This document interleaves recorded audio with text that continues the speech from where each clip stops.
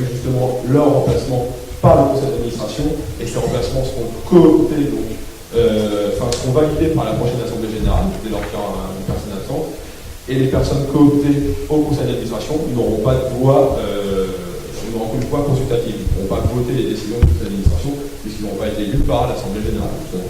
Donc ça, c'était un peu assez technique sur l'article 6, et sur l'article 7, on a juste rajouté quelque chose par rapport au fonctionnement encore du conseil d'administration. Je suis désolé, parce que ça ne concerne pas tout le monde ici, que les membres du conseil d'administration peuvent ajouter des questions à l'ordre du jour, à condition qu'elles parviennent 3 jours à l'avance. Donc voilà, c'était juste ces 2 petites modifications-là pour lesquelles on va vous demander de voter à main levée. Et j'avais une dernière précision en introduction, justement, vous voyez, aujourd'hui, on a pour faire les modifications statutaires, pour tenir même une assemblée générale, on est obligé d'avoir ce qu'on appelle un quorum, donc un minimum de personnes présentes ou représentées. Aujourd'hui, on a réussi à l'avoir de justesse, puisqu'on est à 3 personnes au-dessus de l'assemblée générale extraordinaire. Donc, toutes les personnes qui viennent ici, n'hésitez pas, si vous avez des proches qui font partie de l'association et qui ne peuvent pas venir, à leur demander un pouvoir, puisque vous pourrez voter et les représenter, ce qui permet à l'assemblée générale de se tenir. Et on est quand même content aujourd'hui de pouvoir tenir cette assemblée générale extraordinaire, puisque l'assemblée générale ordinaire, le quota est beaucoup plus bas, il était à 25 personnes, donc là on le dépasse largement, mais c'était pour être bien en règle. Donc on va procéder à un vote à main levée. Si tout le monde est d'accord avec ces modifications, enfin si les personnes d'accord avec les modifications statutaires, je vais vous demander de lever la main. Donc voilà, je pense que c'est assez clair. Et puis on va passer sur des choses un peu plus intéressantes, je m'en excuse, et je vais passer le micro à Mathieu, notre président. Merci Bertrand. Donc le rapport d'activité, on va faire un petit bilan des 4 mois et demi écoulés. Finalement, on est encore une jeune association, même si on a fait pas mal de choses, on a essayé de faire parler de nous beaucoup. Donc on va commencer avec les retombées médiatiques du lancement. On a eu, je trouve, une couverture médiatique assez exceptionnelle, qui a du coup aussi un petit peu pallié au manque de communication du SCR. Je trouve, mais bon, Michel qui est présent sera d'accord aussi. Donc 4 passages radio, 3 passages télé, 9 articles dans la presse régionale, que ce soit par Normandie ou la presse gratuite, contre choix également, et puis des citations au niveau national, donc dans l'article France Football notamment, on en a parlé tout à l'heure, dans Foot National et un article sur le site de SoFoot. Donc ensuite, c'était l'un de nos engagements, on l'a tenu, on a rencontré tous les candidats à la mairie de Rouen pour qu'ils s'expriment sur l'avenir du FCR, l'avenir du Biochon, nos couleurs, le nom du club, etc. On a eu tous les candidats ont signé notre charte, donc ce qui nous garantit, je dirais, au moins d'avoir fait passer le message. Certains des candidats sont maintenant membres du conseil municipal, donc ça joue aussi, soit au niveau de l'UDI, de l'UMP ou même du FN, je crois qu'ils ont eu un siège. Donc voilà, le message est passé. Le seul maire, enfin le seul candidat qui n'était pas là, c'était M. Robert, qui était représenté par M. Chicoulin. On a obtenu, alors ça a été très difficile, mais on a obtenu une entrevue avec le directeur adjoint en charge des sports à la CREA. Alors ça a été vraiment compliqué de les voir. On a fini par, au début, on voulait voir Frédéric Sanchez, le président de la CREA, qui a repoussé, il y a toujours de raison de nous voir. Et puis ensuite, on s'est dit, il y avait David Lamiret, je crois, qui est vice-président en charge du sport, qui a voté en touche. On voit quand même le directeur adjoint de tous des gros postes à la CREA. Donc ça va, on va quand même voir un directeur. Le 30 juin, pour avoir un petit peu leur vision sur l'avenir du FCA. Et le lendemain, on verra Sarah Ballet, la nouvelle adjointe à la mairie de Rouen en charge des sports. Je crois qu'il y aura des rangs de mémoire qui avaient ça ici. Je voulais juste apporter une précision assez rapide. On avait rencontré les politiques vraiment sur des sujets précis, pour ceux qui ne suivent peut-être pas sur Internet, qui étaient notamment, évidemment, une éventuelle fusion, etc. C'est pour ça qu'on parle avec la CREA, justement, pour bien leur montrer que la communauté des supporters de FCR n'est pas du tout d'accord avec ça. Et on avait interpellé justement la municipalité de Rouen, enfin les candidats à la municipalité sujet-là justement lors des élections municipales et aussi par la suite sur le stade Robert Gauchon, puisque il y a eu des rumeurs fondées ou infondées sur le fait que le FCR n'étant plus candidat, il pourrait être plus ou moins éjecté du stade Robert Gauchon. Donc aujourd'hui, c'est quelque chose qui continue de nous inquiéter. Sans dire de bêtises, je crois que ça inquiétait un petit peu le club aussi. Et c'est pour ça que le rôle du FC, enfin, on n'imagine pas le FCR aller en tête de champ, et vu que les décisionnaires sont les politiques, c'est pour ça qu'on les a interpellés. Donc je me suis permis de préciser un peu les propos de Mathieu, pour ceux qui ont un peu moins suivi ce qu'on avait mis sur Internet quant à ces choses-là. Et donc le 30 juin, maintenant que les élections sont passées, étonnamment les politiques sont beaucoup moins disponibles. Et on va justement continuer de donner un maximum de pression pour que le FCR reste à Gauchon et pour que toute idée de fusion de clubs non plus Rouen-Créa mais Rouen Métropole ne soit pas d'actualité, en tout cas n'englobe pas le FCR. Voilà. Ouais, ce sera l'un des sujets majeurs de notre entrevue avec la CREA, puisqu'il y a des rumeurs comme quoi la gestion du stade Robert Gauchon incomberait dorénavant à la métropole à partir de 2015, et non plus à la mairie. Donc là, on s'expose évidemment au projet de fusion et donc à la merci qui met le FCR dehors. Donc là, on va faire un gros lobbying pour que ça n'arrive pas. On va essayer d'en parler un maximum. Ensuite, il y a eu un acte assez fort et qui a été plus ou moins bien perçu en interne au niveau du club. On a fait une lettre d'orientation. On l'a envoyé, on l'a mis sur le site, on l'a mis sur Facebook, et ça a été relayé par Paris-Normandie. Donc on a fait une lettre d'intention avec des revendications qui nous semblaient du bon sens. On a un petit peu fait la synthèse de ce que tout le monde, je pense, on pense aujourd'hui, c'est-à-dire que l'image du SR est l'image d'un club Afrique où finalement c'est venir au SR pour gagner 2 fois plus que qu'on peut gagner ailleurs, dans d'autres clubs de la région. C'était vrai avant, c'est encore vrai en DH, il y a des rumeurs folles sur des rémunérations, des contrats fédéraux assez délirants. Donc nous, on s'est permis de dire au club qu'on pensait que s'il fallait arrêter avec ça, il fallait tordre le cou à cette image de club d'achalé, club d'Afrique. Donc l'idée c'était d'avoir une transparence sur les rémunérations, les prix, les avantages, de privilégier les contrats amateurs par rapport aux contrats fédéraux, d'intégrer un maximum de jeunes du 19, donc Romain en parlera peut-être tout à l'heure, en première, et en fait d'attirer finalement les joueurs sur des critères qui sont plus des critères d'ambition et d'image que véhicule le FCR plutôt que prendre plus d'argent. Donc le système de primes également, il y avait l'année dernière au moment des primes de participation au match, en DH ça paraît quand même assez délirant. Donc il y avait uniquement des primes de victoire, voire même, si on pousse à l'extrême, des primes d'objectifs. Des primes que si on s'est fait, c'est bien vital pour le club. On demandait beaucoup de transparence, plus de transparence sur les comptes. Vu le passé récent du club, ça nous semblait évident qu'il fallait, là aussi, pour changer l'image du club, beaucoup de transparence sur les aspects financiers. On y reviendra, le retour du club là-dessus n'est pas forcément très clair. Et puis on voulait, et ça c'était le but ultime finalement, intégrer le conseil d'administration du FCR. Donc là-dessus on a fait acte de candidature assez vite finalement, parce qu'on a fait une candidature en avril, on est officiellement né en février, donc c'est vrai que c'était assez tôt.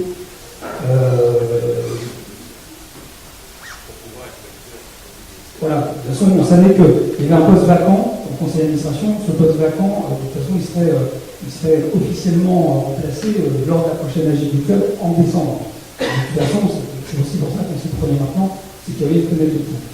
Donc la réponse du club a été très claire quant au conseil d'administration, c'était un refus catégorique et un refus à l'unanimité d'après le président. Bon, on a d'autres échos en interne de certains administrateurs, comme quoi c'est passé très vite, c'est un sujet très rapide. Et puis il y avait certains administrateurs qui n'étaient pas là le jour-là.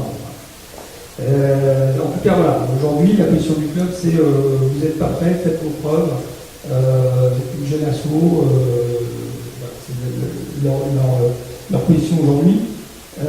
En revanche, il y avait un accord sur la plupart des recommandations en matière de salaire, en matière d'intégration des jeunes, moins de contrats fédéraux, voire pas de contrats fédéraux.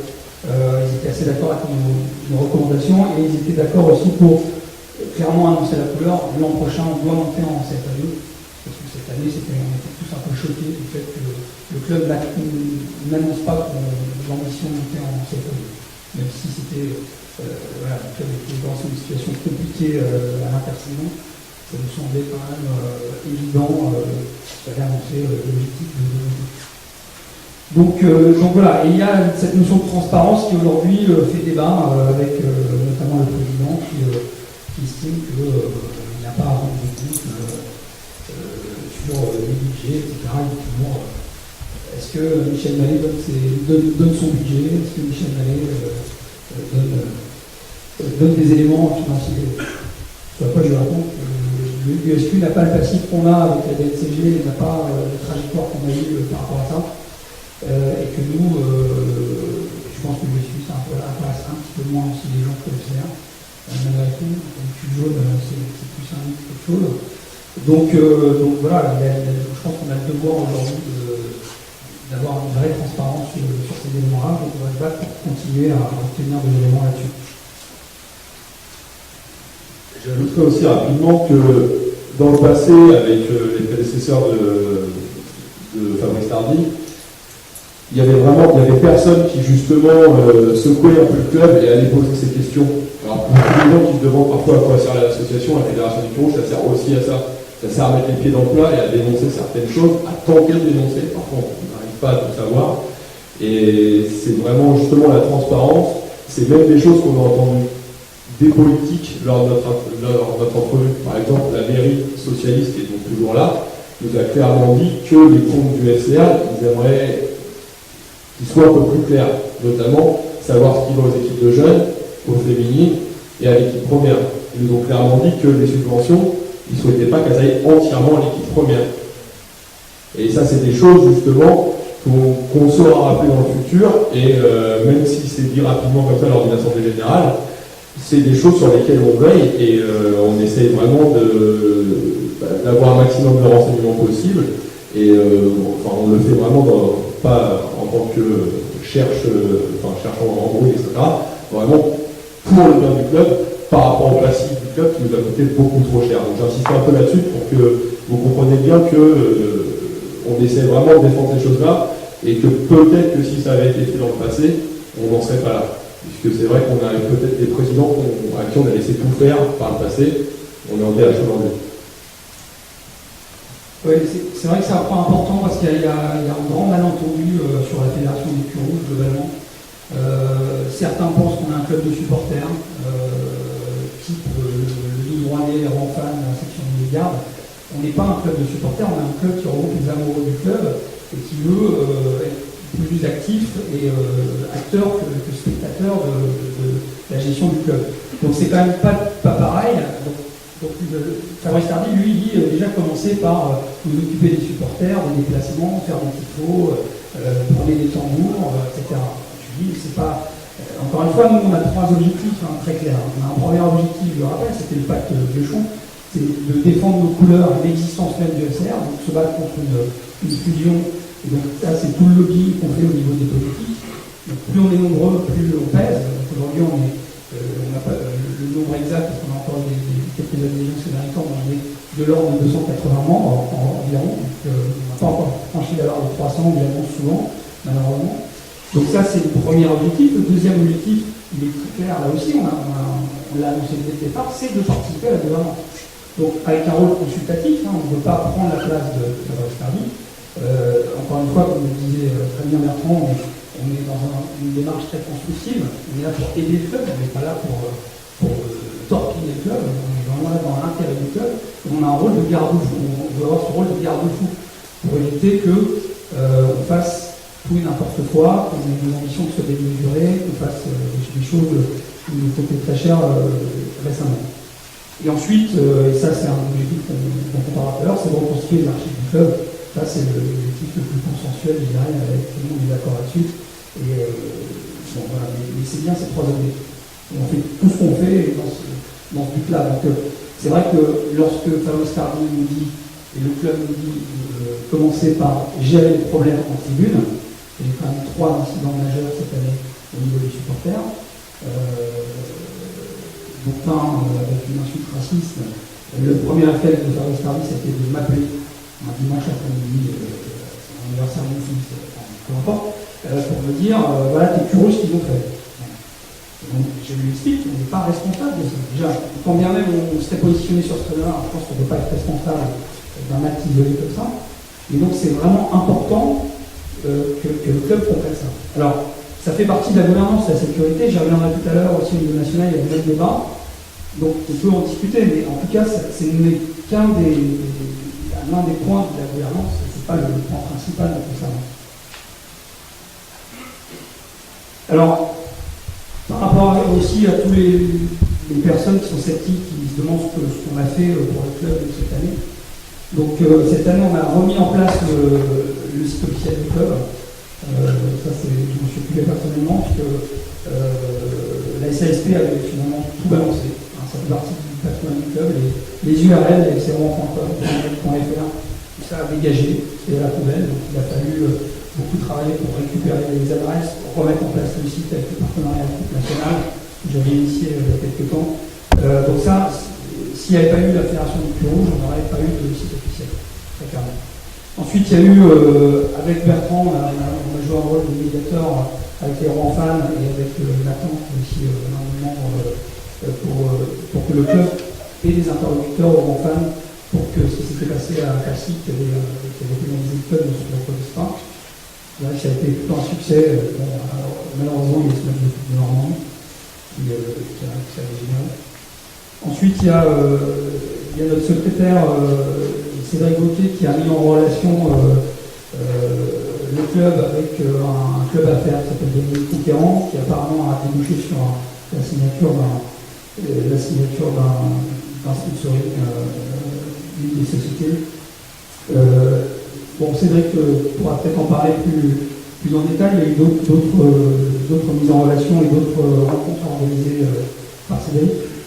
On a fait un lobbying à Paris, au niveau de la rédaction de France Football, puisqu'on a la chance d'avoir un des plus rouges qui s'appelle Arnaud Tulipier, qui est journaliste à France Football. Et donc, on l'a sollicité pour qu'il parle du FCR, ce qui s'est passé, parce que le FCR est quand même mort dans l'indifférence générale au niveau national. Donc, on a été le voir plusieurs fois, et on a fini par obtenir un article. Il a parlé de nous, il a aussi parlé du FCR, il a parlé de Paris. Je pense que ça aussi, c'est quand même une action positive pour le club. Au niveau de l'alerte juridique, Bertrand en a parlé. Oui, je voulais juste rajouter, juste pour clarifier un peu ton propos, les rencontres qu'a pu faire le club, notamment avec Dominique Conquérant, etc., avec des centrales de fournisseurs, clairement, c'est pour que le club ait des nouveaux sponsoring. C'est donc pour que le club ait de l'argent. On essaie aussi, si on le peut, de rapprocher d'éventuels sponsors du club pour que le club puisse aller plus haut. C'était une petite précision, que ça soit bien clair justement. Après, l'alerte juridique, c'est ça c'est récent concernant la réforme du règlement prête-nom pour les entraîneurs. La démarche a été la suivante, ça a été un mini tremblement de terre, en tout cas nous dans notre association ça n'a même pas été un mini tremblement de terre, c'était quelque chose d'important. Et dans le club ça a été un tremblement de terre aussi.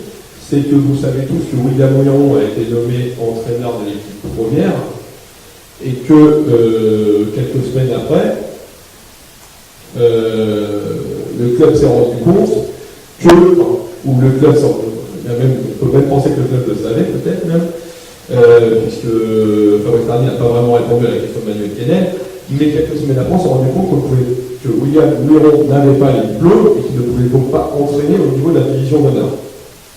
Donc, ce qui posait un énorme problème, c'est que la sanction prévue par la Ligue de Normandie, c'était 1 point par match avec un entraîneur prête-nom, vous imaginez, avec 26 journées. On aurait été même en montant, là on aurait pu s'approcher de la relégation. Et une amende pour la première fois de 100 €, qui serait allé crescendo. Donc, on préférait quand même que le club s'en rende compte début juin plutôt qu'à la mi-juillet. Et donc, ça n'avait rien contre William Ouiron, qui est quelqu'un que je pense que tous les culs rouges aiment beaucoup. Mais on s'est dit, oula, qu'est-ce que fait le club? Le club fait encore un peu n'importe quoi. Donc on s'est empressé de se renseigner premièrement sur Internet, sur les règlements de la Fédération française, auprès de la Ligue de Normandie, puisqu'en fait, tout simplement, ce règlement-là a été entériné en fait un samedi soir lors d'une assemblée générale de la Fédération française. L'info elle est sortie le lundi matin, mais c'était dans les cordes depuis 3 semaines, 1 mois, 2 mois. C'était juste une validation d'un règlement, comme vous avez voté à main levée, justement. Et donc, on a écrit très rapidement à la presse et son poste, et qu'on essaierait de trouver un emplacement en interne, etc. Donc voilà, ça a été fait, mais on est content d'ailleurs que c'est pu être arrangé pour que Romain Gouvet puisse choisir son effectif, etc. Et surtout pour éviter au club d'être pénalisé. Puisque ça, on a quand même tout connu au FCR. J'ai bien peur que, si on n'avait peut-être pas été là, quand c'était la venue du club, est-ce qu'on aurait eu 3, 4, 5, 6 points le temps du nombre de journées qu'on s'en rend compte, après d'avoir un entraîneur qui nous explique qu'il n'a pas choisi ses joueurs éventuellement, pour avoir d'autres excuses, etc., pour ne pas monter. Donc là, je pense qu'on a eu un rôle vraiment très important, très bien relayé effectivement par les médias, avec des questions très pertinentes, et avec une grande écoute par Manuel Kennel. Mais c'était vraiment très important, puisque sinon, dans quoi on s'engageait? C'est la question, puisque c'est plus facile à dire une fois que l'incendie a été éteint, de se dire bon, finalement, c'était pas grand-chose. Je pense qu'on allait vers une grande déconvenue. Donc on a soulevé ce problème-là, et voilà, c'est encore un des points et encore une des utilités de la Fédération des Rouges qui essaye de veiller sur un maximum de choses, que ce soit au niveau des politiques, que ce soit au niveau du juridique, sur tout ce qui pourrait mettre en danger le FCR. Mais là, clairement, je pense qu'on a fait une action qui était assez importante. Et je repasse le micro à Mathieu. Oui, donc ça, au niveau du club, ça n'a pas été forcément très bien perçu, il faut dire la vérité. On a vu ça comme une ingérence. Donc on voulait quand même juste montrer qu'il y avait un peu de légèreté à ce niveau-là. Encore une fois, il y a eu un petit clash pour être honnête avec Fabrice Hardy suite à cet épisode. Depuis, on a renoué le dialogue, grâce notamment à Michel qui met beaucoup de vie dans l'ouvrage, je vous remercie. Mais c'est difficile. Voilà, je pense on doit être lucide. Nous, on doit dire un peu plus haut ce que tout le monde dit tout bas. On doit être lucide, on doit être dans une critique constructive. Peut-être sur la forme, on aurait pu faire mieux, on verra. Mais en tout cas, sur le fond, je pense qu'on a bien fait d'agir comme on a dit. Au niveau des apports vis-à-vis du club, on a proposé très clairement plusieurs ressources bénévoles, sachant qu'on est déjà plusieurs bénévoles dans le bureau, les membres du bureau, notamment Alexandre qui s'occupe des féminines. On a Jean-François qui est photographe bénévole au club depuis longtemps, moi-même qui intervient sur le site internet. Et donc on a proposé une personne, la personne d'Abdel Bourredou qui est là ce soir, qui aide le club sur la partie supervision des adversaires, de détection dans la région du Havre, la Mailleraie, c'est ce point-là, on a quand même pas mal d'adversaires là-bas. Je les ai appelés, franchement j'ai appelé le club sur le sujet, j'ai dû appeler 3 ou 4 personnes différentes sur le sujet, peut-être 5-6 fois chacun, et donc même jamais rappelé. Personne. Ni Fabrice Hardy, ni David Coelho qui est en charge de cette partie-là. Donc je leur ai dit plusieurs fois, je trouve que c'est un manque de politesse par rapport à Abdel qui est quelqu'un qui a marqué l'histoire du club, qui était juste international, on a fait un peu plus sur la Coupe du Monde, on a découvert qu'il a joué en match de Coupe du Monde, et voilà, c'est quand même un minimum de correction à avoir. Donc là-dessus, voilà, encore une fois, nous on est transparents, on vous dit les choses telles qu'elles sont. Il n'y a pas de... C'est pas casser du sucre sur le dos du club, c'est juste la vérité, malheureusement. Alors qu'ils nous ont dit oui, je vais l'appeler, oui, on va l'appeler, et voilà, ils n'ont jamais appelé. Lors du lancement, c'était début février. Il y a eu même par Normandie à relayer la demande d'appel des clubs. Je pense que là, 4 mois et demi après, il s'est rien passé. C'est quand même, ça prouve qu'il y a un manque d'ouverture au niveau du club qu'on dénonce. Ensuite, il y a eu une proposition que Yann, qui est l'un de nos membres, fasse les lives sur le site officiel. Donc ça, on n'a pas vraiment dit. Je dirais que le club est moins coupable en mesure où on l'a pas vraiment mis en place durant le manque d'engouement général autour des derniers matchs du club. Donc je pense que ça, on peut essayer de le mettre en place pour la saison prochaine. Au niveau de l'archive, là aussi, Yann a beaucoup œuvré et on a sorti 8 fiches saison qu'on a mis en ligne. On en a encore pas mal sous le coude. Tout le monde avait mis la main à la pâte au lancement, donc on a géré une quinzaine de fiches qui devraient pas tarder. Yann a souvent aux archives départementales, il nous a sorti pas mal de techniques, notamment sur le match contre le Bayern. On a eu des images, des articles de presse. On a identifié 640 joueurs qui ont porté le maillot du FCR, ne serait-ce qu'une minute. Donc dans cette saison de mémoire, je crois qu'il y a eu 39 nouveaux joueurs qui ont rejoint cette liste. Donc pour un club en reconstruction qui a pas fait des problèmes financiers, c'est un peu bizarre. Et en 26 matchs, c'est vrai que ça dépend. On a identifié tous les internationaux passés par an, français, étrangers ou sélectionneurs. On a fait le bilan des confrontations avec 7 clubs. Détailler les 3 participations européennes, donc la Coupe des Ligues de fois, on a classé 3, l'Inter Toto et la Coupe Rappan. Je crois que dans les internationaux passés par Rouen, j'ai pas vu sur le site Roland Villas. Non. Mais justement, vous faites bien de nous le dire.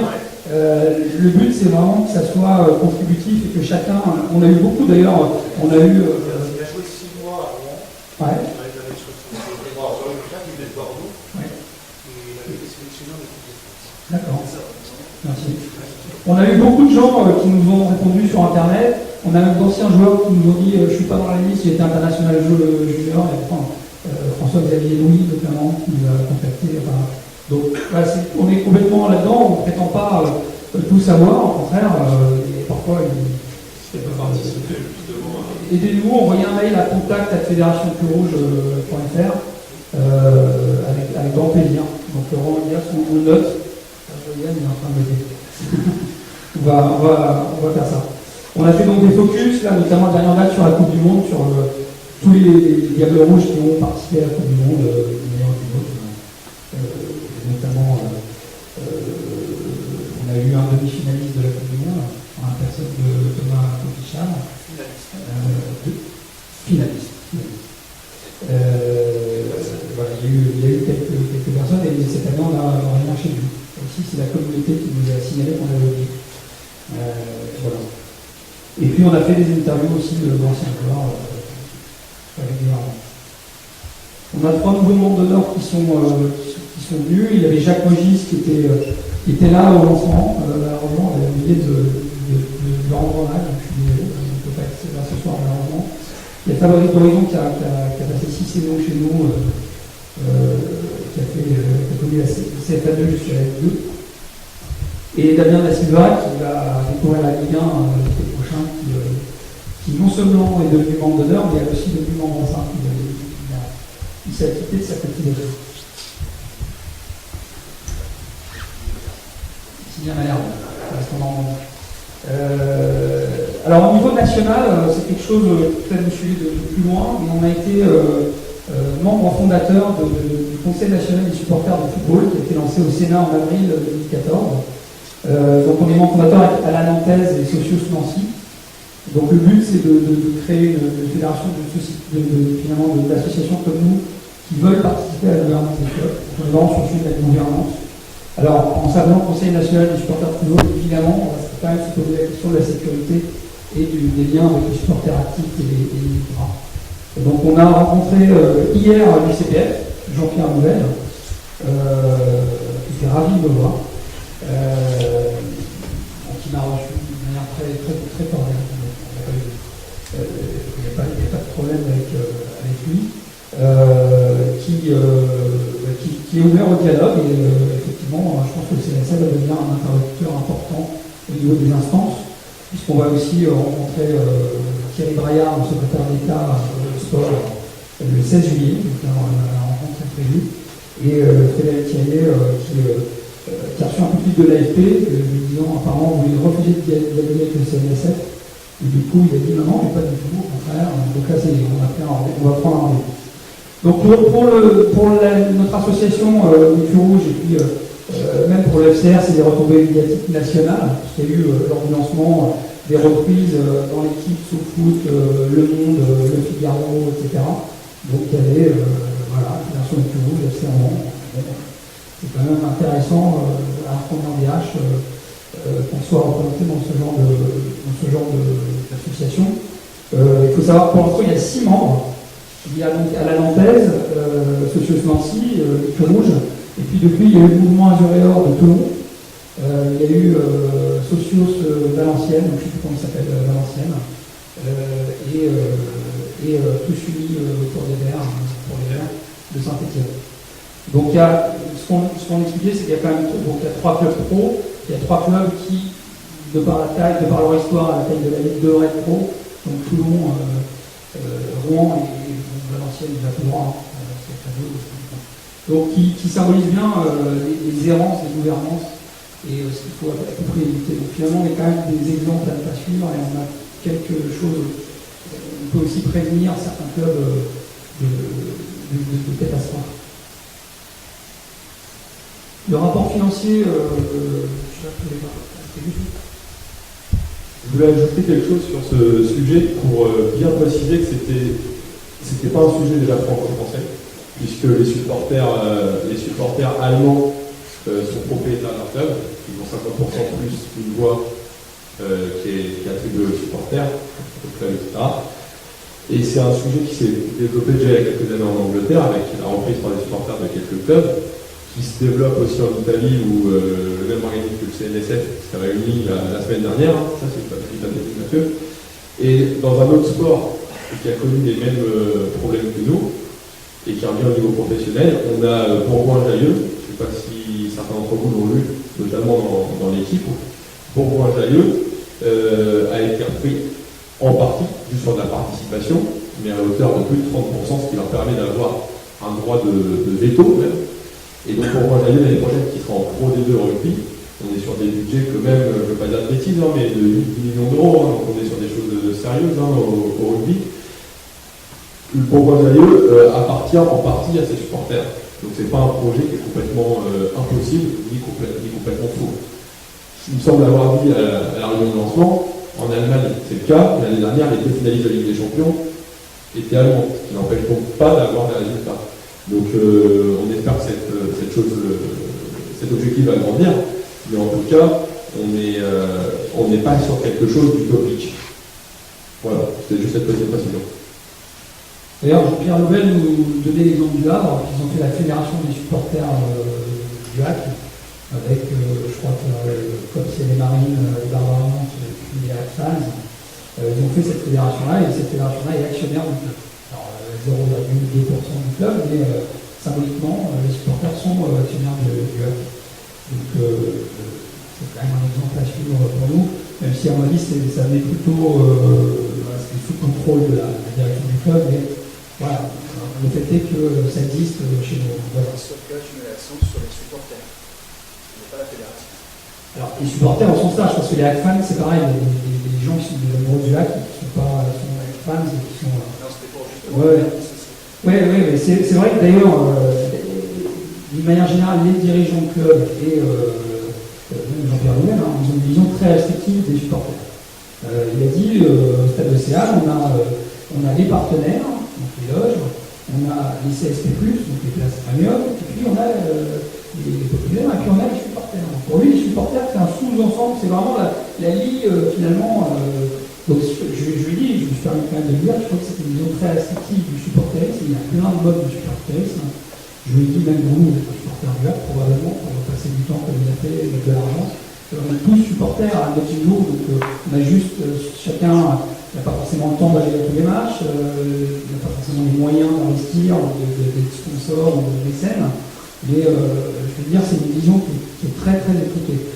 Nous, on s'inspire du modèle européen, effectivement, qui est porté par supporter direct, qui est porté par l'UEFA. Donc l'UEFA vraiment soutient cette idée de faire participer les supporters au sens large à la gouvernance des clubs.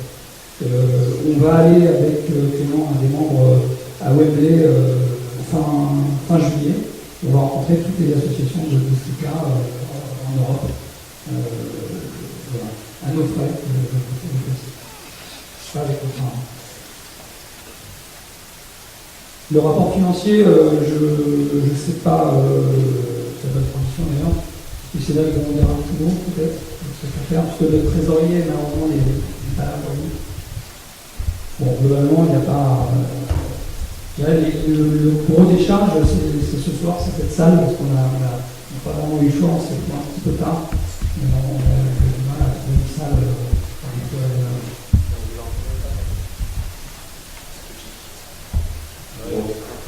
Bonsoir, effectivement, rapport financier. Alors, juste une précision concernant l'allocation de la fin, puisque ça passe sur le budget 2014-2015. Les exercices comptables sont ouverts du 1er juin de l'année 2014, enfin de l'année M, jusqu'au 31 mai de l'année suivante. Donc cette année, il y a eu une petite activité. L'association a été lancée officiellement le 7 février dernier, mais l'association a officiellement été créée le 24 septembre 2013. On a donc eu une activité de 9 mois.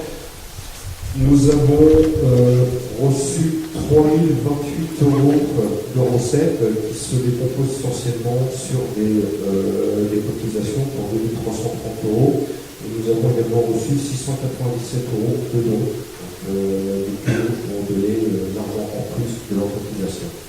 Et en face de ça, nous accusons, entre guillemets, 470 euros de dépenses avec différentes petites choses. Il y a notamment eu les frais d'acte, en fait, c'est la déclaration à la préfecture de l'association de 44 euros. Pour le renouvellement, on a eu 52 euros de frais, notamment pour le garde-vérité qu'on a eu l'honneur de partager avec vous à la fin. Des frais postaux pour 80 euros et une assurance responsabilité civile pour pouvoir organiser différentes manifestations. On est obligé d'avoir une assurance impeccable. Voilà donc pour le rapport financier. S'il nous donne un bénéfice net de 2558 euros au 31 mai 2014. Voilà.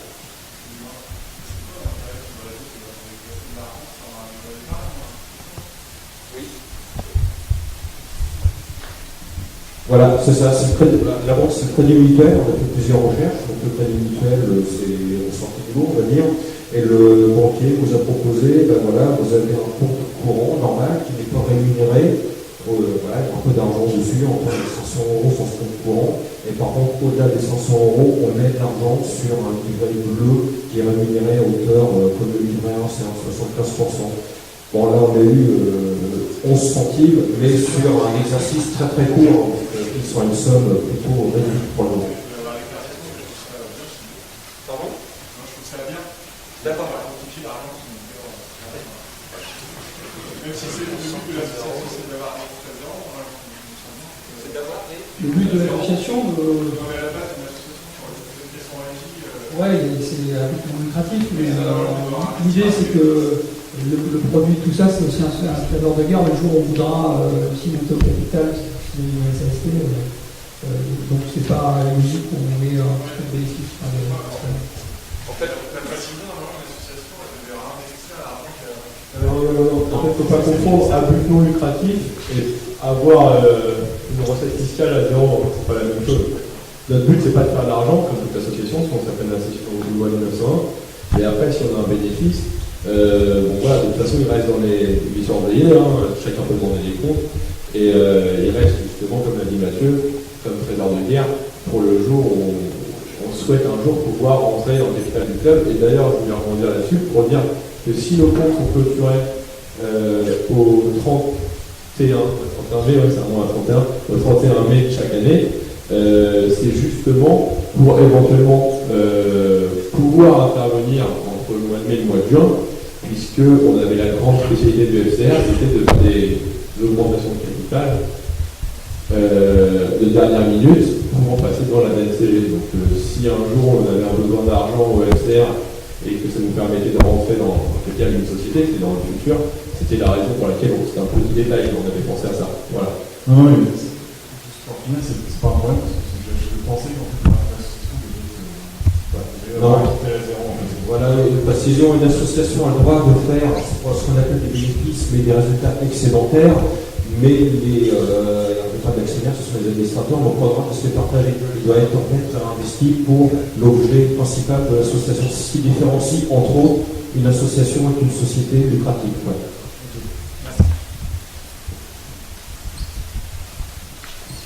On va pouvoir procéder à l'élection des nouveaux administrateurs, à moins qu'on fasse peut-être des perspectives, je sais pas, qui sont finies par l'élection.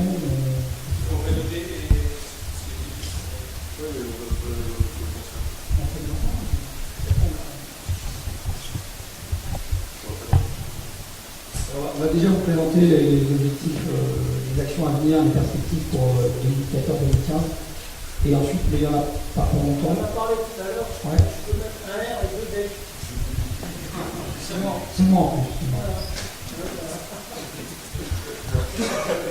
Ouais, je peux pas le changer là. Je peux pas le changer, tu m'as autant. Désolé.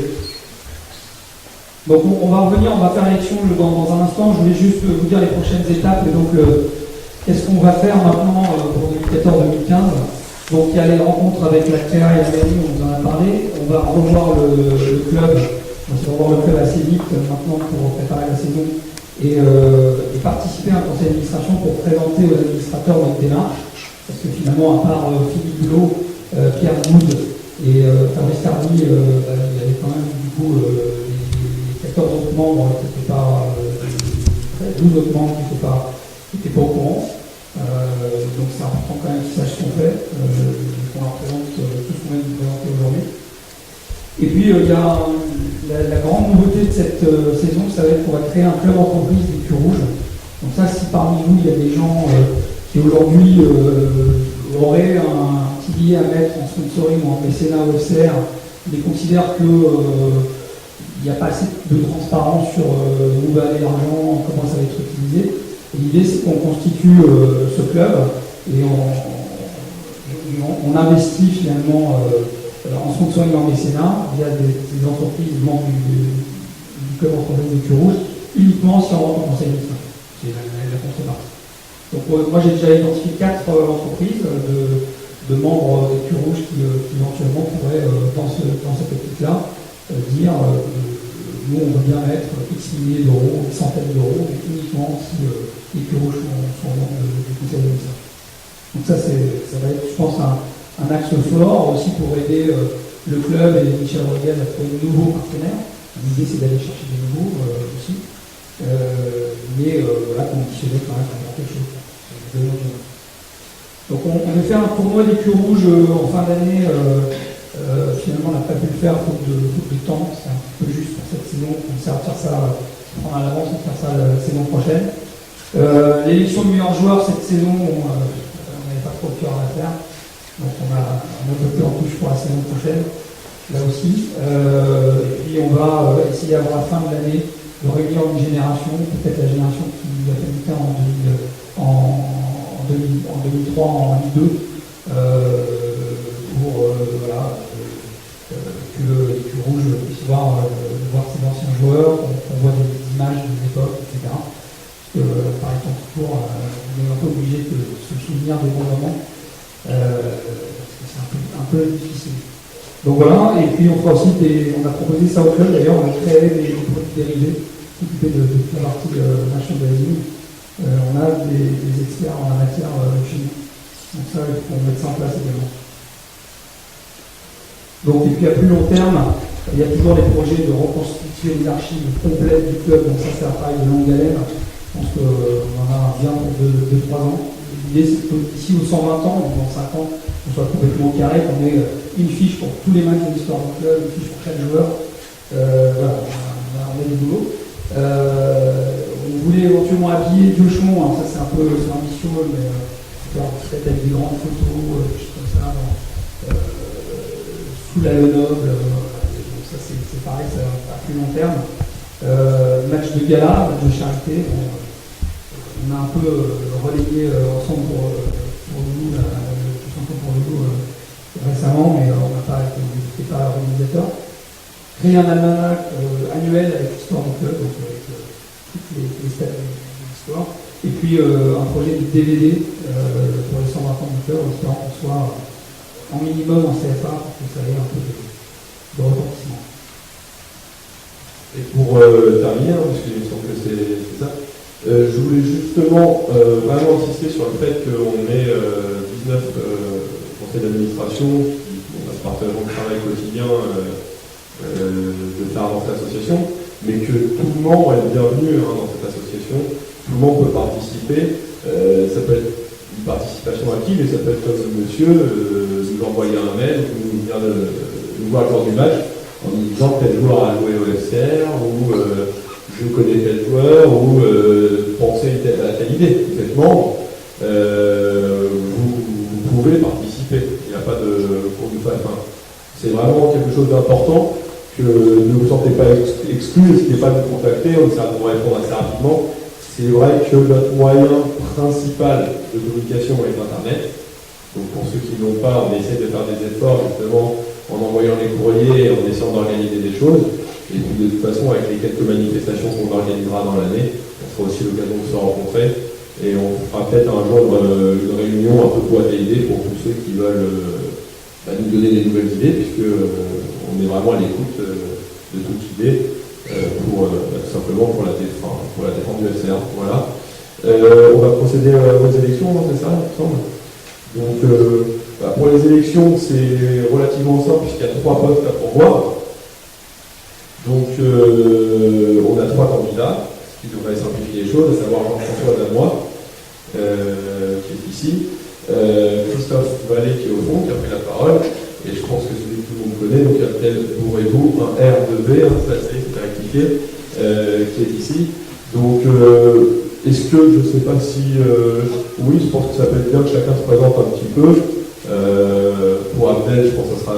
Je pense qu'il y a besoin de moins de se présenter, je pense que tout le monde connaît un peu son profil, mais si vous voulez vous présenter un petit peu avant le vote, rapidement, écoutez, n'hésitez pas.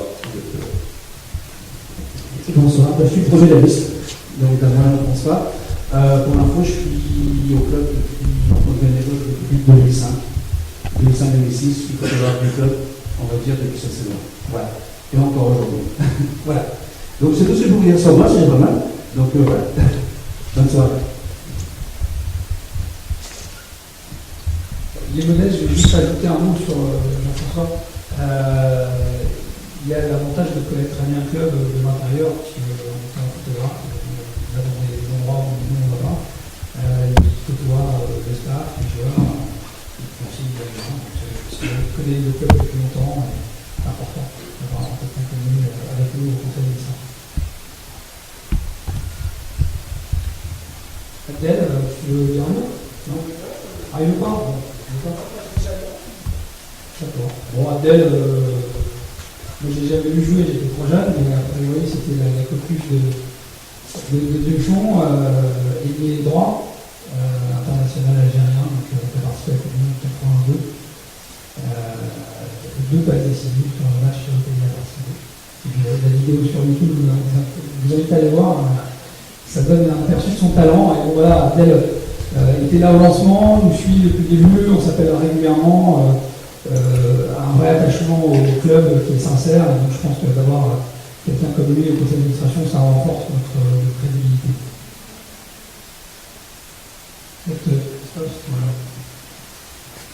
Bonsoir, pour ceux qui ne me connaissent pas, Christophe Vallée, j'ai 37 ans. Certains me connaissent peut-être sur le pseudo HF sur les forums. Donc moi je suis parti de l'ECR depuis je suis tout petit en fait. Mes parents ont eu le stade il y a 5 ans. Je crois qu'on peut mettre sur le terrain en bref en saison 82-83. Moi je suis aussi connu parce que j'ai été instigateur de plusieurs groupes supporters. Ils ont lancé le mouvement Ultra sur Rouen. Depuis avec Sébastien Solis avec PD en 93, il y a eu 2 congrès 96 pour ceux qui se souviennent. Et puis j'ai créé le tir aussi en 2003. Voilà. Et je suis un SIV de SCR, un peu jeune et toujours supporter de SCR, donc j'ai encore. Je lisais il y a quelques jours une interview de Torres dans ce groupe qui disait pourquoi il était supporter à la Petite Madrid, un club qui perdait tout le temps, sauf cette saison ils ont gagné. Et il disait qu'il prenait plaisir à être supporter de ce club parce que même si Même s'il connaissait souvent la défaite, il a respecté certaines valeurs. Et c'était des gens qui se défonçaient et qui se battaient pour essayer de faire perdurer ces valeurs. Donc moi j'espère surtout qu'un jour on pourra tous être supporters encore et fiers des joueurs et des dirigeants qui défendent des valeurs qu'on a tant connues qui sont un peu perdues ces derniers. Voilà. Merci. Donc on va, je crois qu'il y a une urne. Est-ce qu'on fait des questions-réponses et on fait le vote techniquement en l'air Peut-être donner pour moi Romain Joubry, qui est un impératif forain, je crois, qui vous souhaitait. Oui, Romain et peut-être Michel aussi d'ailleurs. Et pendant ce temps-là, je vais organiser bien. Michel Rodriguez de tout près.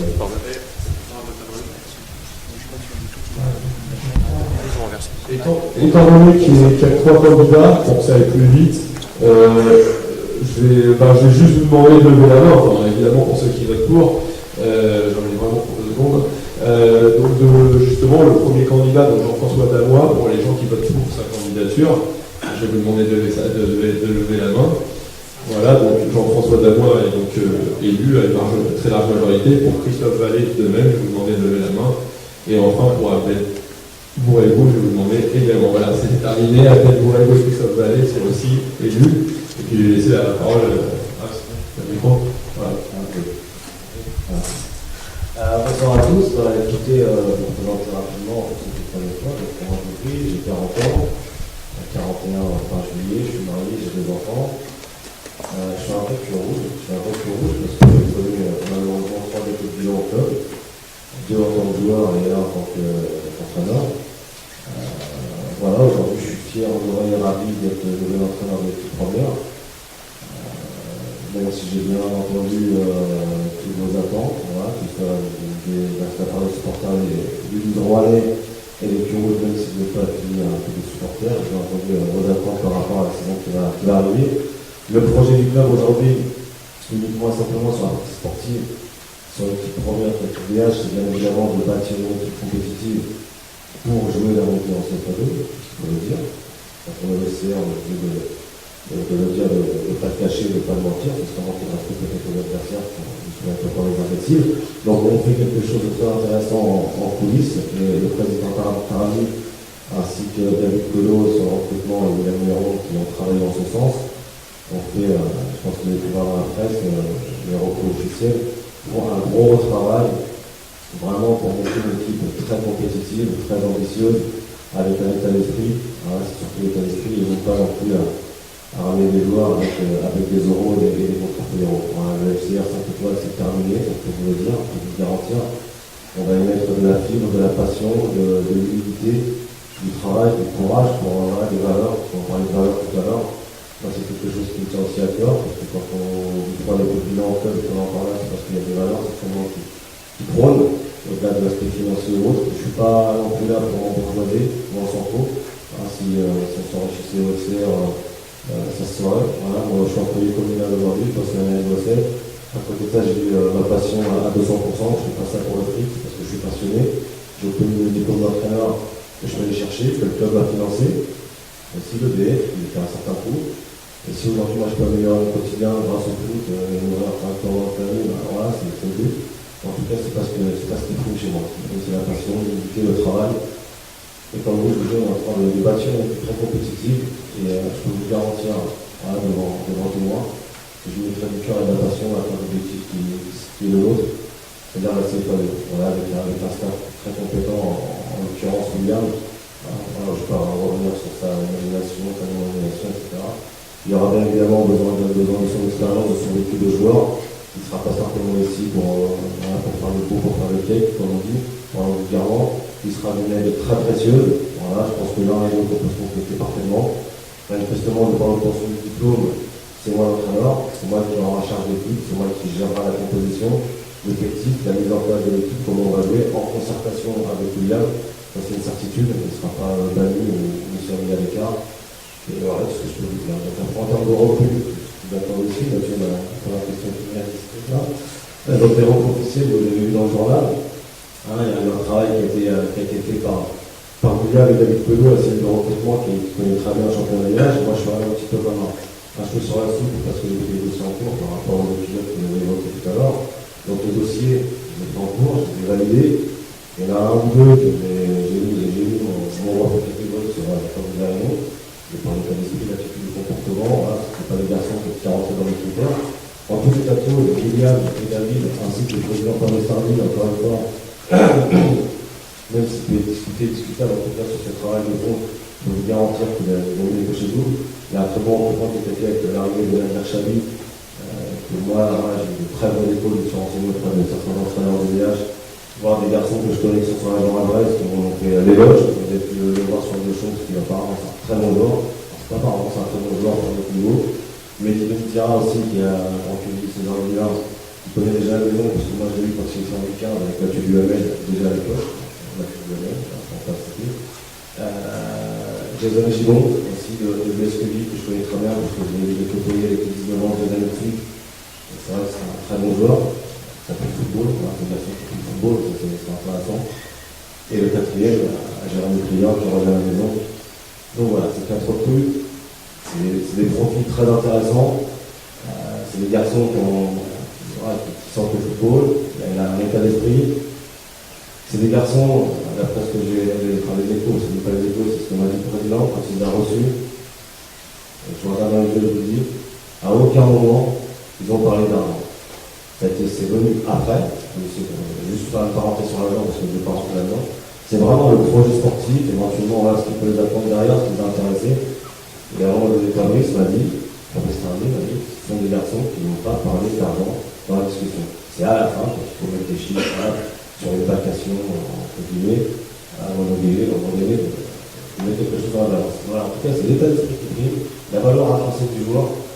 Et moi, pour mon projet de jeu et ce que j'ai envie de mettre en place, je vais plutôt dire aux supporters, gagner des matchs, parce que même si on ne peut pas prendre du plaisir de gagner des matchs, en tout cas, c'est ce que les joueurs, c'est tous les ans. Cette année, vous l'avez vu avec les 19. Je pense que ceux qui ont assisté à l'épopée d'Andrea ou le championnat, on est vraiment, parce que c'est quand même d'un niveau très moyen, mais toujours actif, il faut quand même mettre le but, et les buts, on ne met pas n'importe comment. Je prône le jeu dans l'offensive. J'étais un joueur, voilà, comme caractérise mon numéro 10 de poche. J'aime le jeu, voilà, j'aime repartir de derrière, mettre des actions d'inconstruites, voilà, c'est le football d'aujourd'hui, c'est le football à la mode. Il faudra être capable de temps en temps de changer ses fusils d'épaule quand il faudra aller à Montgaillard ou à Frileuse et sortir le coach chaud et la boîte à gifle. Ça, je suis aussi intimement convaincu, mais c'est assez limite et je pense que la solution passerait uniquement simplement par le jeu. Alors, moi, je suis en avec du jeu et dans le profil du garçon qu'on a recruté, il y a l'état d'esprit et il y a les joueurs. Donc, voilà pour l'équipe première. Ensuite, sur l'équipe DHR, on parlait de son technique. Cette année, on a bâti l'équipe un petit peu comme ça à la va-vite, dans l'urgence. Cette année, on a la chance de pouvoir la préparer sereinement. Donc cette équipe de DHR, ça va être un réservoir pour les jeunes, de manière à alimenter demain l'équipe première. Si on ne sait pas dire, on ne sait pas, je m'explique. C'est pour l'équipe 19, voilà, qui ont fait l'épopée bombardée avec moi. Les 3 quarts iront dans cette équipe DHR, et elles vont tous valider. Même si on a des sollicitations de clubs de DH régionaux, il ne va pas partir, il s'y sent bien. Il y a quelques garçons qui vont intégrer l'équipe senior DH, 4. Moi je dis 3 là-dessus, mais 4. Là, je suis en interrogation. Et l'équipe DHR sera alimentée, on revient sur le U19 tout le monde, les joueurs en senior DH qui ne jouent pas en senior DH, et quelques U19 nationaux qui ne seront pas retenus par communication en U19 nationaux. Donc ça veut dire qu'on aura vraiment une jeune équipe de DHR, plein de fous, plein de jeunesse, parce que c'est un moment d'expérience, avec l'apport de 3 garçons de l'eau, je pense qu'on va faire quelque chose, une bonne combinaison. Et voilà un petit peu le projet sportif sur l'équipe première et la DHR. Donc voilà, pour moi, c'est un sportif, on est vraiment ambitieux. Moi, en tout cas, je peux vous dire, j'ai les gros, les hâte. Et je pense qu'avec l'équipe qu'on est en train de bâtir, parce que c'est des femmes et des enfants, je risque d'avoir quelques érections sur les séances d'entraînement. Voilà, en tout cas, c'est tout ce que j'ai là pour vous. Voilà, merci.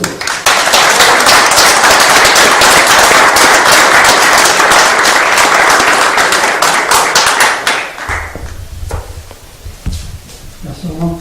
Juste une petite précision, tu me disais qu'il y avait 3 joueurs de rang 19 qui allaient monter en première. Est-ce que tu peux nous donner juste les noms? Oui, il y a Guillaume Caron, donc pour ceux qui connaissent latéral à droite, le capitaine du 19, c'est un garçon qui est formé à Amiens, qui est professionnel, qui est revenu dans la région, qui a signé à Rouen, qui est duré là-bas, de mémoire. On vient au Caron, Dylan Langevin, défenseur central. Plus de sollicité, on peut dire que les sollicité par le chef de la région, c'est un peu de tout. Pas de professionnel, mais pas de DH. Mais il va rester chez nous. Le troisième, c'est Kevin Gomis, un attaquant, black, un instinct, un petit peu pour qui la place de Gomis. Et le quatrième, c'est Fabrice Dago, qui a fait une apparition de cette année. Il est un peu plus délicat, comme c'est un Parisien à la base. Il avait sa sœur qui habitait sur Rouen, donc il était sur Rouen, sa sœur a déménagé. Donc, on est en train de travailler pour qu'il puisse rester sur les 4 garçons qui seront dans le groupe senior DH. Merci.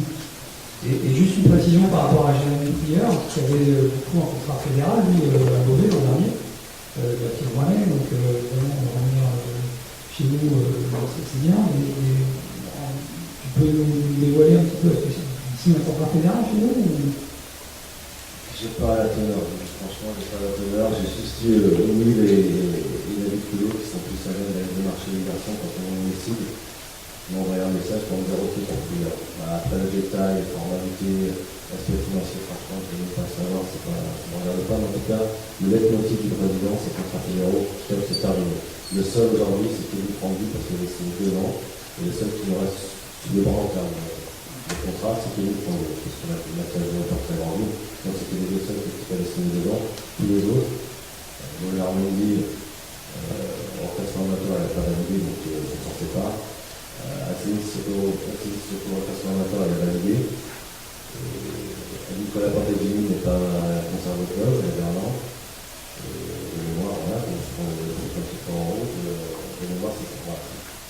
Merci beaucoup. Michel, tu dis un petit mot peut-être sur l'aspect global du club. Bonsoir. Qu'est-ce que je peux dire? Qu'est-ce que je peux pas dire? Alors, clairement, bonsoir à tout le monde. Je réponds favorablement à l'invitation de la Fédération Mutueuse d'abord en tant que membre, et aussi en tant que dirigeant du football club du Rouen. Savoir que l'année prochaine, j'aurai une vue globale sur le club, j'aurai un rôle de responsable opérationnel, un rôle plutôt transversal sur tout ce qui est administratif, sportif, logistique. Gérer le quotidien du club. Donc, si je peux rebondir par gérer le quotidien du club, donc je remercie Jean-François Bernois du coup de main qui doit le faire depuis 2006. En tant que photographe, et dernièrement, il a donné un coup de main aussi au niveau informatique. Mathieu, toi, concernant le site. Maintenant, concernant le bénévolat, ce qu'il faut savoir, c'est qu'un club, c'est aussi des moyens humains qui aujourd'hui nous manquent pour accompagner nos enfants, pour les encadrer sur le terrain, en tant que dirigeant ou éducateur, quand on organise les matchs. Aujourd'hui, de ce côté-là, j'ai un gros chantier devant moi. Alors, je sais que c'est peut-être la faute du club. Beaucoup de gens sont partis, les bénévoles sont partis. C'est un de mes challenges de faire revenir des gens et qui puissent investir au sein du club et qu'on forme une belle famille et que ce soit vraiment une aventure humaine. Voilà. Donc, en parlant de projet, on parle souvent du projet sportif. Donc, ça, c'est la partie à Romain à Auvergne. Mais un projet de club, c'est pas que le sportif. Voilà. C'est un projet, c'est des structures, comment on développe, comment développer l'image qu'on veut dégager, projet global. Donc il ne faut pas oublier ça, bien sûr que l'équipe DH c'est celle qui nous intéresse à nous tous, ça reste le collectif du club, mais il n'y a pas que ça. Voilà. Si entre guillemets on y va aller des ER simplement en regardant l'objectif première, on va se planter dans 5 ou 6 ans encore. Donc voilà, il faut poser les bonnes bases. Et donc la fédération des Clouroules joue un rôle, a son rôle à jouer. Vous avez dit tout à l'heure que par rapport aux administrations qui ont un refus catégorique du club, c'est pas exactement ça. C'est un refus, on va dire, mais c'était pas un refus catégorique. Je pense que simplement ils ont décidé que c'était pas le bon moment. Je crois qu'au niveau des statuts, c'était pas possible aussi. Voilà, donc après ça, c'est pas mon rôle maintenant, c'est vraiment le rôle de l'organisation. Concernant l'entraîneur, vous avez évoqué tout à l'heure l'entraîneur, merci, mais vous avez surtout eu les médias parce que nous on était au courant depuis un petit moment. Voilà. Donc bien sûr que moi on n'a pas alerté les médias en disant qu'il y avait un souci, mais on a déjà commencé à le traiter, on n'avait pas attendu que la Fédération du Rouge évoque le souci. Mais ça aurait pu arriver, ça aurait pu être le cas, mais c'était pas ça. Voilà. Donc, juste pour essayer de remettre quelques choses en place, voilà, au niveau de la communication aussi, merci de pallier au manque aujourd'hui du SR en termes de communication. Mais il faut savoir qu'aujourd'hui on est en DH. J'avais en charge la communication du club, mais ça s'est arrêté simplement au retrait des contenus sur le site internet. Je ne décide pas du choix des messages, je ne décide pas de la stratégie de communication. Je n'étais pas responsable de la communication du club. Je conseillais, après mes conseils étaient suivis, n'étaient pas suivis, mais je n'étais pas en charge, je n'étais pas décideur de ce côté-là. Voilà, c'est simplement pour essayer de remettre quelque chose en place.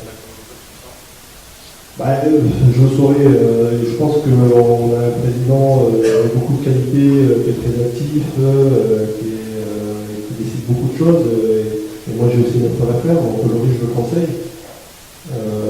Le temps fera que ça s'apercevra que je suis dit entre guillemets ou que mes conseils sont bons. Voilà, je souhaite s'appuyer sur moi, mais pas simplement sur la communication.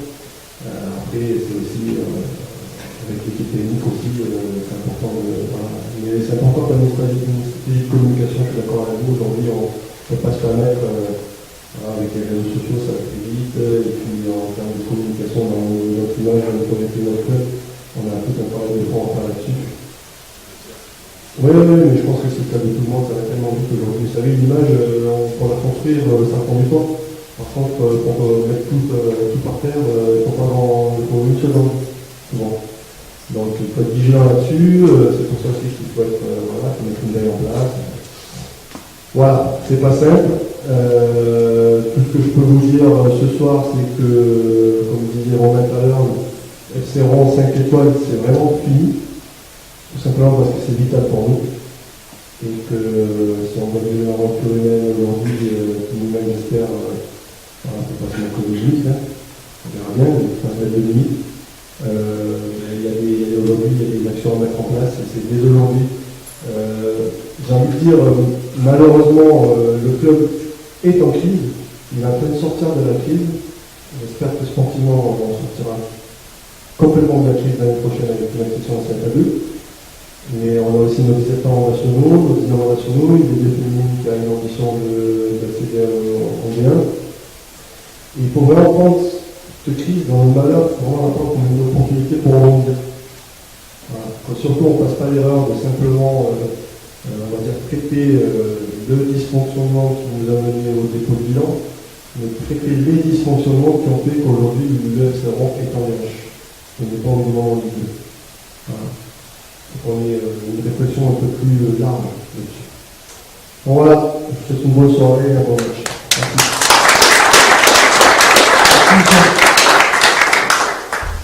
Je vous propose avant qu'on aille boire un verre, une séance de questions-réponses si vous souhaitez. S'il y a des questions par rapport à notre action, si des idées aussi, des conseils, peu importe, ce que vous voulez.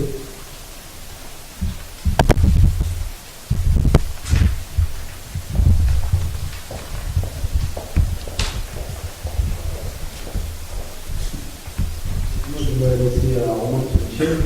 Donc, c'est par rapport aux sportifs. Il reste 4 jours à arriver, je pense, c'est ça. Donc, j'aimerais savoir les postes qui sont. On n'a pas regardé.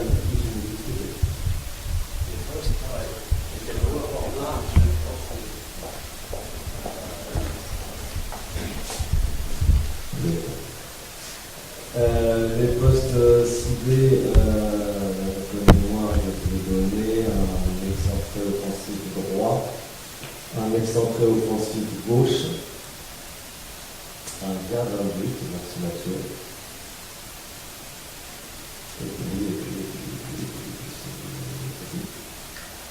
Deux offensifs sur les côtés.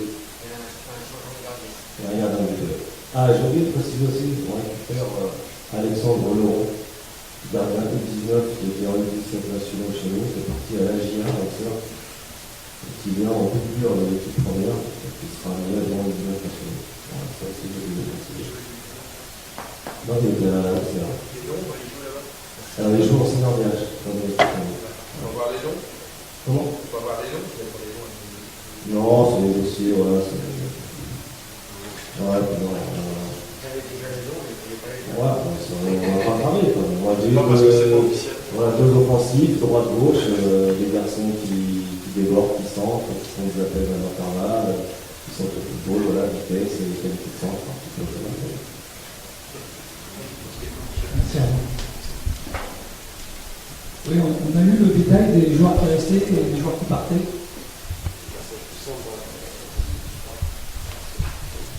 Ceux qui partent, il y a Jamel Pierre, qui est entraîné les Neiges. Léonard Mendy qui ne souhaite pas continuer l'aventure suite au rencontre qu'on va proposer. Mathias Jouan qui est parti à Grandville. Antoine Gambier qui n'était pas spécialement conservé dans l'équipe première, à qui on a vendu le projet DHR pour encadrer un petit peu tous les jeunes. Donc l'arrivée de 19 ans et qu'on ait un œil à viser sur lui. Il n'a pas accepté pour faire reposer rien. Nicolas Portegini et Sylvain Québec qui a eu un contact, une touche avec le Straté. Latéral droit, voilà, il est pour délire, il n'y a rien de concret réellement, mais bon, ça signifie qu'il ne doit pas partir avec lui. Voilà. C'est tout ça. Et le reste, chez les jeunes pas, c'est qu'ils sont partants. Francky, Telaoui, de la Porte. Voilà, tous ceux que je n'ai pas cités, ils continuent l'aventure. Sissoko, Marie Diop, aussi, qui a validé. C'est pour moi que entre les réunions avec le 19 et Clément Bassin, Alexandre Boulanger.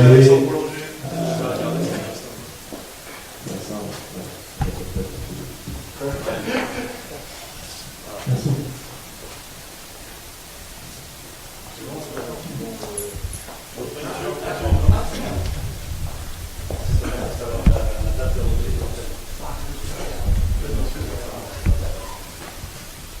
Bonjour, Olivier IDF, c'est pour savoir la date de reprise de l'entraînement.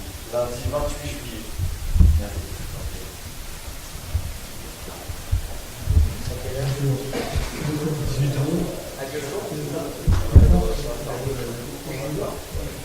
Quand vous pensez rentrer dans le conseil d'administration avec le président? Non, il y a un laps de temps, vous croyez quand même quelque chose de contrôle particulier, auquel je me sens quand même. On ne s'est pas vraiment donné de date. Moi, j'aurais tendance à dire qu'on ait une visibilité avant la fin de l'année sur le fait qu'on rentre avant le conseil d'administration. On va essayer après un an d'existence, d'avoir au moins l'accord verbal du club pour qu'on rentre dès qu'un peu se lieu. C'est un objectif. Ouais. Dans un premier temps, si vous voulez aider le club, signer un partenariat avec le club avant de signer avec la fédération des Coups Rouges, qu'on ne soit pas en concurrence, et nous on essaie de faire notre club, et si vraiment ça ne vous plaît pas, vous pourrez du coup aller au club entreprise de la fédération des Coups Rouges. Merci. L'idée, c'est pas que les entreprises donnent de l'argent à la fédération des Coups Rouges. C'est pas du tout on va pas faire de la trésorerie et ensuite la fédération des Coups Rouges donner l'argent au club. C'est juste des gens qui aujourd'hui, et on en connaît malheureusement, sont un peu sceptiques par rapport à la gestion du club actuel, qui est passé, et ont envie d'avoir des garde-fous et envie d'investir, de donner de l'argent, mais dans un cadre avec davantage d'ouverture et de transparence.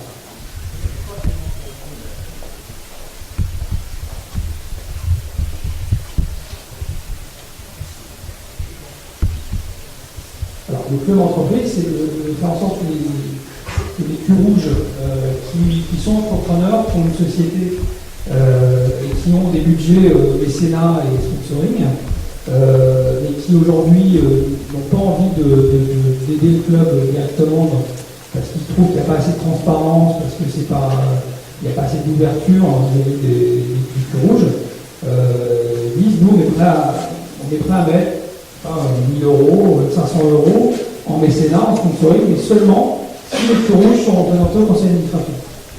Voilà. Donc c'est des promesses d'engagement. Évidemment, on ne va pas remplacer l'argent, c'est juste des promesses d'engagement. Donc on a déjà quelques engagements, dont le mien. Je suis chef d'entreprise et je suis prêt à aider le club également dans ce cadre-là, évidemment.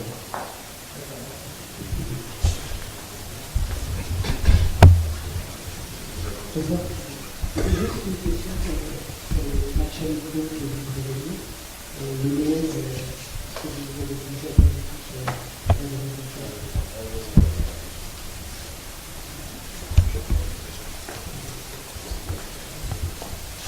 Donc j'attends que ce soit qu'un officiel, mais c'est quand même bien engagé, donc on va donner quelques pistes. C'est pas en fait. Ça, on a dit. Au niveau des matchs amicaux, donc on commence par un match amicaux au Touquet. Match amical, pardon. On commence par un match amical au Touquet. Donc là on souhaite faire une petite journée sympa au Touquet, les pompiers, disons comme c'est une des solutions pour travailler sur la collision de groupe et tout ça, donc une petite journée au Touquet et finir par un match amical, ça peut être sympa. Donc voilà le match, au Touquet, donc le 2 août. Après, on participe, on a été favorablement au triangulaire à Vic-sur-Mer. Il y aura Wistreham, ça pour dire, c'est du sud. Donc Vic-sur-Mer et nous, donc en fait, on a 18 ans contre 10, 18 ans contre Wistreham. Le samedi 9 août, on recevra Saint-Paul-le-Mont, le club de Saint-Paul à Neuchâtel, en vrai. Le mercredi 13 août, on se déplace à Goncourt à 19h. Et le dimanche 17 août, on recevra Évreux à Deuchamp. Là, on va organiser un match contre la Dèche, tout le monde puisse participer. Et on se donne la possibilité encore de caler un match le mercredi 20 août. Sachant que donc, on commencera la compétition entre guillemets, le 24 août par la Coupe de France. C'est ça. Et le week-end suivant, donc le 1er septembre, le championnat. On n'a pas encore les calendriers, mais voilà comment. Mais pratiquement tous les matchs amicaux là sont gagnés.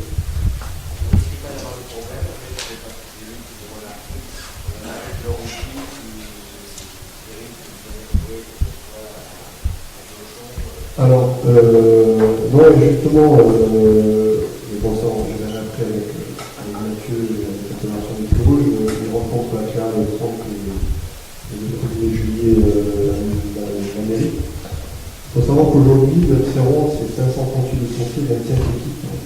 Les deux techniques, un projet de développement avec une école de foot. Et qu'on a aujourd'hui 2 terrains synthétiques, sans vestiaire. Pas de vestiaire. Le stade de la table et le stade Robert Rouge. Et le champ de course, le champ de course, il est relégué simplement pour le district. C'est vraiment cette chance-là, donc sur le plan au niveau national, sur toutes les catégories, on est en Ligue, sur toutes les catégories. Et c'est un vrai problème pour nous. Donc l'année prochaine, Deuchamp, on va l'occuper et l'utiliser, parce qu'on n'a pas le choix. Donc il y aura des matchs le samedi de nos 15 ans, de 17 ans, il y aura des plateaux d'école de foot le samedi matin, il y aura le dimanche aussi de mercredi, 17 ans, de 19 ans. Et il faut savoir qu'on a une dérogation l'année prochaine, on va faire la demande, on va l'avoir, pour évoluer sur le terrain synthétique. Donc on a une dérogation, on est obligé de faire une dérogation parce qu'on n'a pas de vestiaire. Voilà. Et on est obligé d'accompagner les équipes adverses pour pouvoir jouer sur ce terrain, on est obligé d'accompagner les équipes adverses du stade Robert Deuchamp jusqu'au terrain synthétique. Donc ça demande des moyens, ça demande des moyens pour une personne. C'est un rebond, ça demande pour nous bus, on peut le faire en voiture, mais ça fait quelques heures autour. Mais on va faire tout ça pour vous dire qu'aujourd'hui on a des problématiques. Et ça fait bien qu'on se voit avant de vous laisser un rendez-vous là, pour que vous arriviez en maîtrisant au minimum les problématiques du club. Je pense que c'est important. Et on en discutera parce que moi, au fur et à mesure de ma prise de fonction, je m'aperçois que pas mal de problématiques qu'on a. Et c'est vraiment un coup de chapeau à tous les éducateurs du club par rapport au boulot qui était au niveau des jeunes. Les conditions, elles sont pas faciles. Et quand on voit les résultats qu'on a, je pense que ça mérite de retirer le coup de chapeau. Donc c'était pour rapport au rugby. Voilà, donc écoutez, le rugby, s'il veut jouer, il faudra qu'il joue peut-être le mardi, le lundi, ou le mercredi, et encore. Et puis voilà. Oui, mais parce que, en fait, il faut savoir que le président du rugby, Marc Antoine Poletti, c'est ça, a un bon projet. Il développe aussi leur structure à la mode. Mais je pense qu'aujourd'hui, comment dire, il a le bras long. Voilà. Et ça peut être un danger pour nous. Quand je dis qu'il a le bras long, je pense que c'est pas simplement son projet du Stade Roi qui rentre en balance. Voilà. Une dernière question, c'était sur l'administration. J'ai pu voir sur un forum qu'il y avait peut-être un passage à BNCG de l'île de Normandie pour le CR. Est-ce que c'est qui au plan souverain? C'est une fausse information. Est-ce qu'il y a un passage avec BNCG fait par l'île de Normandie? Alors, la BNCG, on est connu là. Donc, il y a une BNCG pour les clubs professionnels, il y a une BNCG pour les clubs amateurs, et là, il y a une BNCG également pour le club de ligue, j'ai envie de dire. On a été reçu cette année par le Rugby Normandie, où on nous a demandé un dossier, on va dire.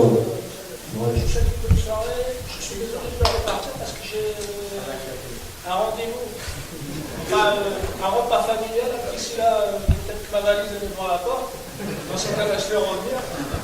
Donc, je souhaite bon vent au FCR.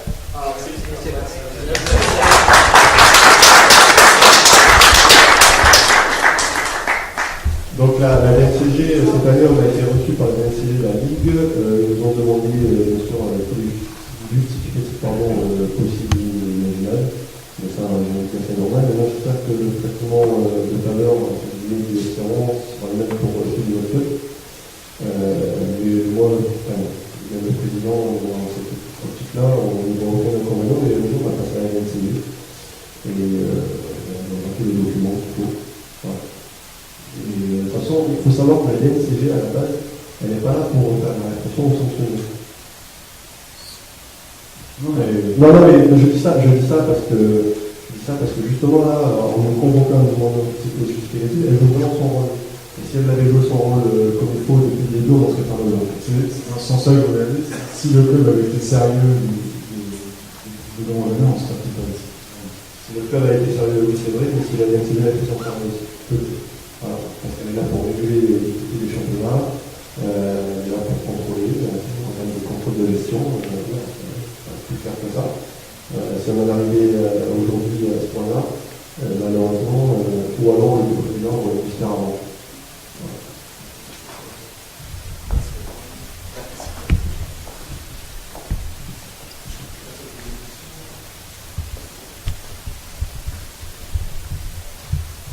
Questions pour pouvoir aller voir. Je vais remercier vraiment chaleureusement Romain et Michel. On les a pas ménagés, on dit les choses ici, donc ça c'est. Et donc je pense que c'était bien qu'ils soient là pour les entendre aussi. Mais bon, effectivement, il faut aussi reconnaître ce qui marche au SR. Et ça, je pense qu'on peut vraiment reconnaître qu'au niveau 17 et 19 cette année, ça a été exceptionnel. Les 17 nationaux au 3e, c'est vraiment impressionnant. Et puis il y a eu 19 qui montent haut la main, à Romain notamment. Merci et aux joueurs. C'est quand même, il faut reconnaître une vraie réussite. Donc tout n'est pas noir et on est là pour accompagner aussi cela. Que les personnes n'hésitent pas à se manifester, ça va donner un coup de main. Parce que aussi, les 12 heures que Michel fait par jour au club, je le sais. Comment les 12 heures que tu passes au club tous les jours minimum. Il faut aussi leur remercier ce garçon parce qu'il se bouge vraiment le cul. Après,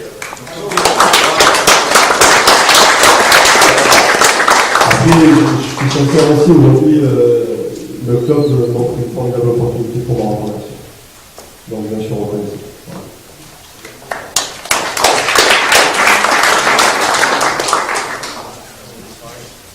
Michel, la dernière fois qu'on s'est vu, tu parlais aussi de la problématique pour organiser des matchs en termes de bénévolat. Voilà où on est le club aujourd'hui, en termes de stade en fait. Donc sur la fin de saison notamment, on a eu des soucis pour trouver des bénévoles pour faire la porte. Certains sont des matchs ont été vus, c'est moi qui peux le citer. Donc c'est pas que ça me dérange, mais bon, j'espère à terme avoir une chose à faire que ça pendant les matchs. Malheureusement, ce Robert Duchamp dans sa configuration d'aujourd'hui, c'est un véritable zouillère. On a eu des gens qui ont sauté les grilles, qui ont sauté les palissades, qui sont rentrés, voilà, dans l'engagement, on ne paye pas. Quand on demande 5 € pour vous montrer, c'est une façon de club aussi. On sait que c'est pas facile pour tout le monde.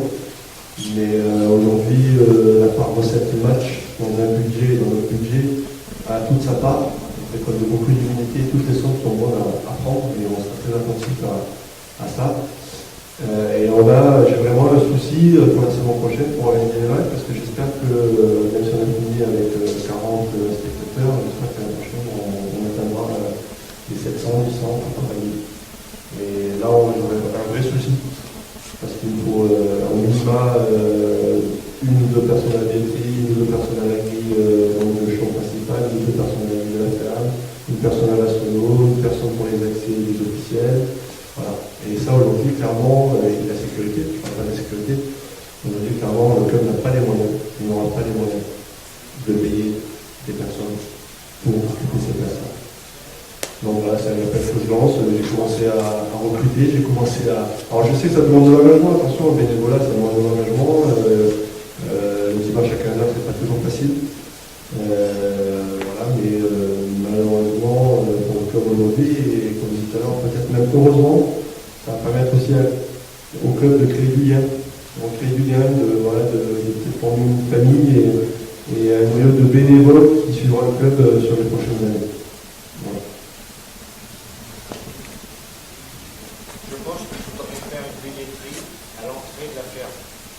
Parce que les gens rentrent à la ferme, ils passent derrière dans le livre. Moi j'ai été des années bénévole à la buvette, et donc je maintenant je paye parce que je ne suis pas 5 € près quand même pour avoir un peu de pas exagéré. Et les gens rentrent là, ils passent derrière la cabane, monsieur. Mais il y a des gens qui ont sauté, jusqu'à ce qu'on condamne aussi les portes de Lenoble. Il y a des gens qui passaient aussi sous Lenoble, il y a des gens qui ont sauté près de la brasserie des Brières, il y a des gens qui ont sauté carrément la grille qu'on avait fermée au moment donné. Mais à la vue de tout le monde, parce qu'aujourd'hui on n'a pas de sécurité. C'est pas moi qui vais prendre la personne et lui mettre un coup de fesse, parce que c'est même pas que c'est pas mon rôle, c'est que j'ai autre chose à faire, j'ai 3 enfants, je vais pas me taper avec les gens. Et je pense qu'il a été témoin de ça, justement. Il a été témoin de ça. Moi je suis venu une fois à l'entrée, j'ai discuté avec toi, effectivement. Donc, moi je t'ai dit que c'était ouvert, moi. Non mais tu es avec une autre personne, la personne elle n'a pas rentré, du coup, elle est partie. On est d'accord ou pas? Oui, et puis je vais. Toi je t'avais dit, tu passes par là, tu payes pas ta place parce que tu veux payer ta place, et je t'ai dit, passe au moins par la billette. Ouais. Le prochain, ça serait bien que tu payes ta place et que tu passes par la billette. Mais tu prendras la carte d'abonnement, je vais faire une carte d'abonnement. Si vous en faites une, je la prendrai. Ah, pardon. Donc, je suis longtemps posé la question sur la carte d'abonnement. Alors, je suis obligé de faire sa carte d'abonnement, je vais lancer ça plus loin, j'aurais préféré lancer carte d'adhésion, mais c'est pas possible apparemment. Donc,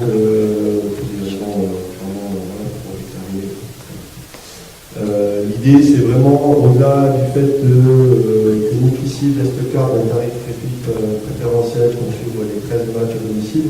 L'idée c'est vraiment d'adhérer au club et moi de pouvoir identifier les gens qui adhèrent au club aujourd'hui et qui les soutiennent. Voilà.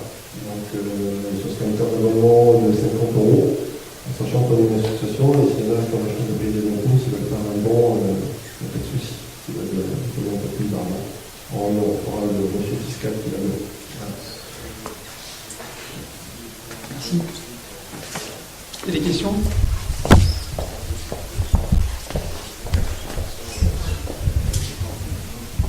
Bonsoir, pour ma part, c'est pas une question que j'ai à poser.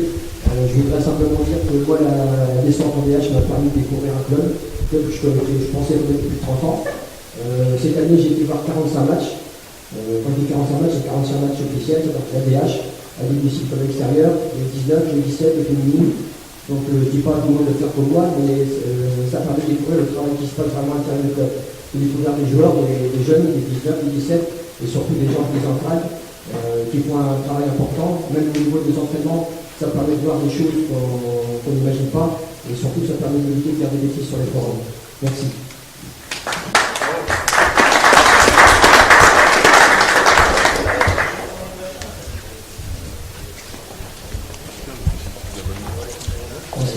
Si vous avez des questions, ce sera au cours d'un verre. Je vous remercie vraiment d'être venu parce que il ne faut pas lâcher. On a quand même beaucoup moins de monde qu'au lancement et bon, c'est vrai que la saison a été éprouvante pour tout le monde. C'est la pire saison de l'histoire du club qu'on vient de traverser. Donc c'est bien d'être encore là, il ne faut pas lâcher. Il faut vraiment que la saison ne lâche pas. Je vous remercie.